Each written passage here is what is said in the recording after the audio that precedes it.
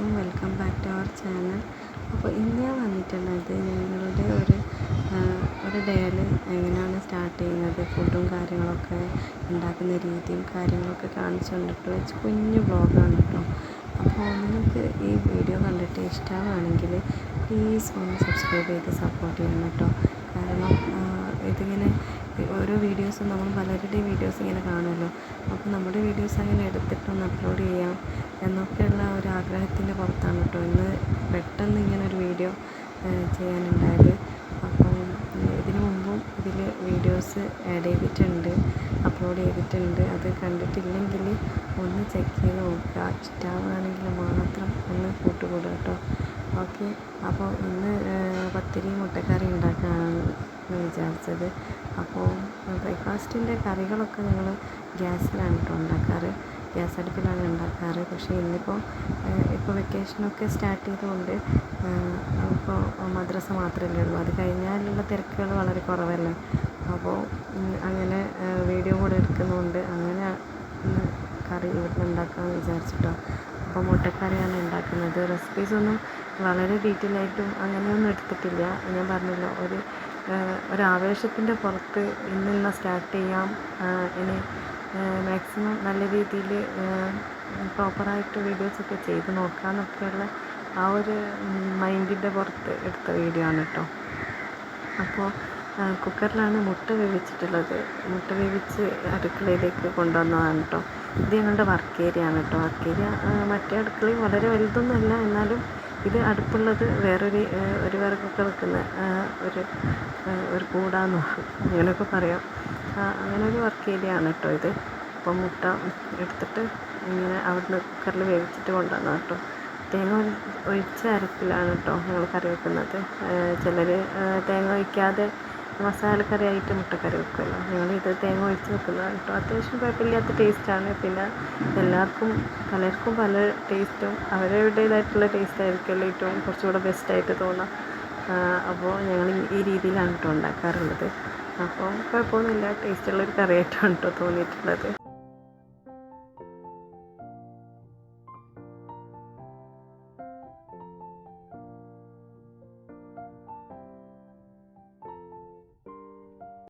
ഒരുപാട് എന്താ പറയുക, ഞാനിപ്പോൾ ശ്രദ്ധിക്കുന്നത് അതിൻ്റെ ചുറ്റുപാടുള്ള ആ സമയത്ത് എനിക്ക് ആ മുട്ടത്തോടൊന്നും കണ്ടപ്പോൾ വലിയ ബുദ്ധിമുട്ടൊന്നും തോന്നിയിട്ടില്ല കേട്ടോ.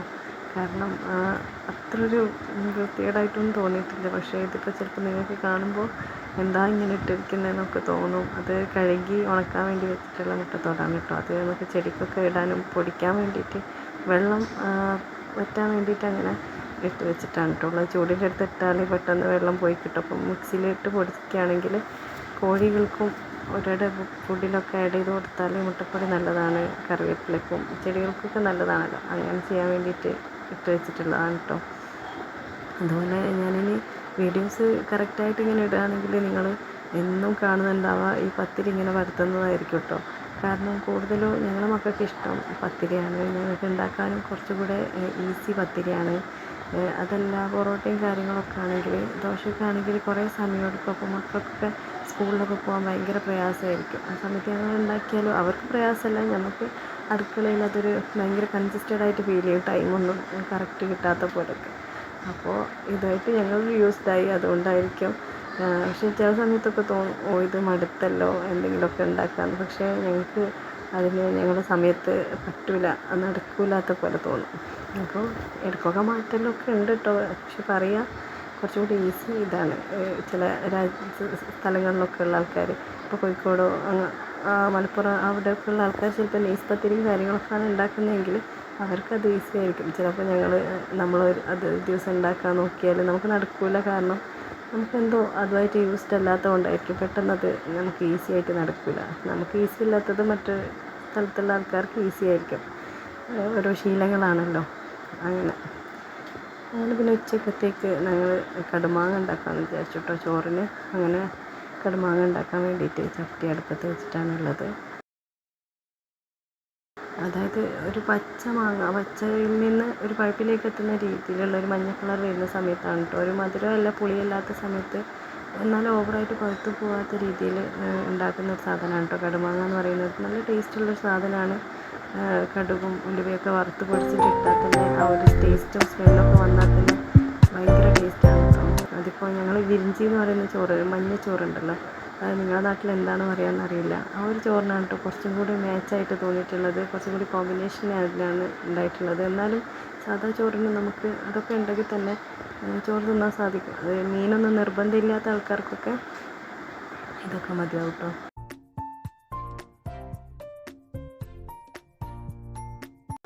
ഇതിൽ ഇടേണ്ട ചേരുവകൾ വളരെ കുറവാണ് കേട്ടോ. ഒരുപാട് കാര്യങ്ങളൊന്നും ഇതിൽ ആഡ് ചെയ്യാനായിട്ടില്ല. കാരണം മഞ്ഞൾപ്പൊടി, മുളക് പൊടി മാത്രമാണ് നമ്മൾ പൊടികളായിട്ട്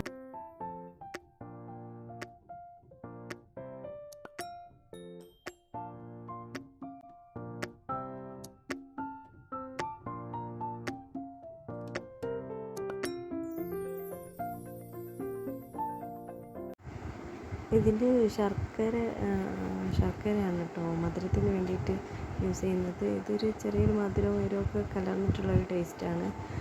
ഇത് ശരിക്കും പറഞ്ഞാൽ ചില ഭക്ഷണം അങ്ങനെയാണല്ലോ, നമ്മൾ അത് കഴിച്ച് തന്നെ അറിയണം അതിൻ്റെ ടേസ്റ്റ്. അങ്ങനെ ഒരു ഒരു റെസിപ്പിയാണ് കേട്ടോ ഇത്. ഇത് അത് കഴിച്ച് തന്നെ അറിയണം. കടുമാങ്ങ അത്രയും എനിക്ക് ടേസ്റ്റായിട്ട് തോന്നിയിട്ടുണ്ട്. ചില സമയത്ത് നമ്മൾ വെക്കുന്ന രീതി വ്യത്യാസപ്പെടുമ്പോൾ അതിനൊരു വെള്ളത്തിൻ്റെ ചുവ വരാറുണ്ട്. ഇതൊരു പാകത്തിനുള്ളൊരു ടേസ്റ്റായിരുന്നു. അപ്പോൾ അങ്ങനെ പിന്നെ ഞങ്ങൾ ചോറിന് വേണ്ടിയിട്ട് ഉണ്ടാക്കിയിട്ടുണ്ടായിരുന്നത് മത്തിക്കറിയാണ്. അതിന് വേണ്ടിയിട്ടുള്ള കറി കലക്കുകയാണ്. ഞങ്ങൾ ഈ രീതിയിലാണ് കേട്ടോ മീൻ കറിക്ക് വേണ്ടി കലക്കുന്നത്. അതിപ്പോൾ നോർമലി ഏത് അയിലയാണെങ്കിലും മത്തിയാണെങ്കിലും മാന്തയാണെങ്കിൽ ഒക്കെ ഏകദേശം ഒരു ചില ആ ഒരു രീതിയിലുള്ള മീനുകൾക്കൊക്കെ ഞങ്ങൾ ഈ രീതിയിലാണ് കേട്ടോ കറി കലക്കാറുള്ളത്. ഇതിപ്പോൾ കാണുമ്പോൾ നിങ്ങൾക്ക് എങ്ങനെ തോന്നുന്നൊന്നും അറിയില്ല, കാരണം പല സ്ഥലത്തും പല രീതിയിലാണ് കേട്ടോ ഉണ്ടാക്കുന്നത്. അപ്പോൾ എങ്ങനെയാണെന്നൊന്നും അറിയില്ല, ഞങ്ങളിങ്ങനെയാണ് കേട്ടോ ചെയ്യാറുള്ളത്. അങ്ങനെ തേങ്ങ ഒഴിച്ച് പെട്ടെന്ന് തന്നെ കറിയായി കേട്ടോ. ഈ അടുപ്പിൻ്റെ കാര്യം എന്ന് പറയുന്നത് നമുക്ക് ഈ ചിലപ്പോൾ തീയായി കിട്ടാനൊക്കെ ഇടയ്ക്കൊക്കെ കുറച്ച് പ്രയാസമൊക്കെ ഫീൽ ചെയ്യും. പിന്നെ നമുക്കത് ശീലമായി കഴിഞ്ഞാൽ പിന്നെ കുഴപ്പമൊന്നും തോന്നിയിട്ടില്ല. പെട്ടെന്ന് തന്നെ വിറകും കാര്യങ്ങളൊക്കെ നല്ല ഉണങ്ങിയുള്ള വിറകും കാര്യങ്ങളൊക്കെ ഉണ്ടെങ്കിൽ പെട്ടെന്ന് തന്നെ കാര്യങ്ങളൊക്കെ ചെയ്തെടുക്കാൻ പറ്റും കേട്ടോ. പിന്നെ അതുമല്ലാതെ സൈഡായിട്ട് അലക്കാനും കാര്യങ്ങളൊക്കെ ഉള്ളപ്പോഴാണ് നമുക്ക് ഭയങ്കര ഒരു ഇടങ്ങേറായിട്ട് ഫീൽ ചെയ്യുക. ഞങ്ങൾ വീട്ടിൽ രണ്ടാളുള്ളത് കൊണ്ട് ഞങ്ങൾ രണ്ടുപേരും കൂടെ അങ്ങനെ ചെയ്യുന്നതുകൊണ്ട് കുറച്ചുകൂടി ഈസിയാണ് കാര്യങ്ങൾ. എന്നാലും ബുദ്ധിമുട്ടായിട്ട് ചില സമയത്തൊക്കെ തോന്നും. പക്ഷേ അടുപ്പിൻ്റെ കാര്യം പറയുകയാണെങ്കിൽ നമുക്ക് എല്ലാം റെഡിയാക്കി തരാൻ ഒരാളുണ്ടെങ്കിൽ പെട്ടെന്ന് അവിടെ നിന്നിട്ട് പാകം ചെയ്യാനായിട്ട് സാധിക്കും.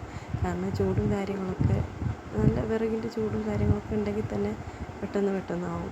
അങ്ങനെ തേങ്ങക്കറിയാക്കി മത്തിയായിരുന്നു കിട്ടിയിട്ടുണ്ടായിരുന്നത്. അങ്ങനെ പിന്നെ രാത്രിക്കേക്ക് പൂളക്കറി ഉണ്ടാക്കാമെന്നുള്ള ഒരു ഇതായപ്പോൾ വിചാരിച്ചു മത്തി കുറച്ചുകൂടെ ബാക്കിയുണ്ട്, അപ്പോൾ അത് മുളക് കറിയാക്കി അങ്ങനെ വെക്കാമെന്ന് വിചാരിച്ചു. തീയും കാര്യങ്ങളൊക്കെ ഉണ്ടല്ലോ, അങ്ങനെ അത് ആക്കി വെച്ചു കേട്ടോ. ആദ്യം ചോറ് വെക്കാൻ വേണ്ടിയിട്ട് വെള്ളം വെച്ചതായിരുന്നു അടുപ്പത്ത്. അപ്പോൾ പിന്നെ ഒരു നേർച്ച ഉണ്ടായിരുന്നു പള്ളിയിൽ. അപ്പോൾ അവിടെ പോകാമെന്ന് ഫസ്റ്റ് വിചാരിച്ചു, കാരണം വെയിലും ചൂടൊക്കെ ആയതുകൊണ്ട്. പിന്നെ ഞങ്ങൾ വർക്കിൻ്റെ ആവശ്യത്തിനായിട്ട് കുറച്ച് പർച്ചേസും കാര്യങ്ങളൊക്കെ ഉണ്ടായിരുന്നു, അതിന് പോകാമെന്ന് വിചാരിച്ചു. അങ്ങനെ പിന്നെ ഞങ്ങൾ വീണ്ടും വിചാരിച്ചു ചോറ് വെക്കണ്ട, ചോറ് വാങ്ങിക്കൊണ്ടുവരാമെന്ന് വിചാരിച്ചു. അങ്ങനെ കുറേ വെയിലും കാര്യങ്ങളൊക്കെ കൊണ്ടിട്ടാണെങ്കിലും ഞങ്ങൾ ചോറൊക്കെ വാങ്ങി വന്നു. കഴിച്ചതിന് ശേഷമാണ് കേട്ടോ പർച്ചേസിന് പോയിട്ടുണ്ടായിരുന്നത്. ഓക്കെ, അങ്ങനെ മുളക് കറി വെക്കുന്ന ഇതാണ് കേട്ടോ ഇത്. വാട്ടി വെക്കാമെന്ന് വിചാരിച്ചു. അതാകുമ്പോൾ തക്കാളി വേവാനും പച്ചമുളക് വേവാനും ഒന്നും ഉണ്ടാവില്ല. പെട്ടെന്ന് വാടി കിട്ടിയാൽ തന്നെ പെട്ടെന്നൊന്നും ആയി കിട്ടുമല്ലോ. അങ്ങനെ വെക്കാമെന്ന് വിചാരിച്ചിട്ട് അങ്ങനെ മുളക് കറി വാട്ടി വെക്കാം കേട്ടോ.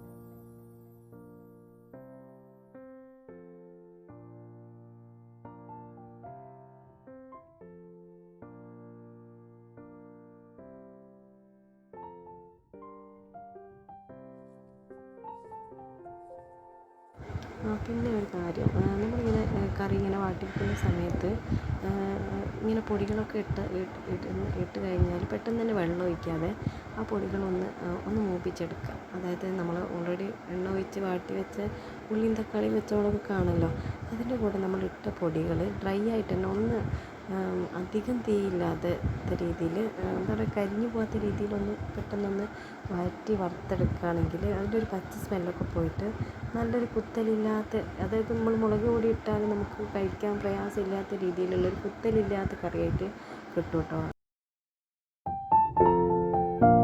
അപ്പോൾ എല്ലാവരോടും പറഞ്ഞതുപോലെ ഞങ്ങളുടെ വീഡിയോസ് ഇഷ്ടമാണെങ്കിൽ ഞങ്ങളുടെ ഷോർട്സും കാര്യങ്ങളൊക്കെ ഒന്ന് കയറി കാണാം.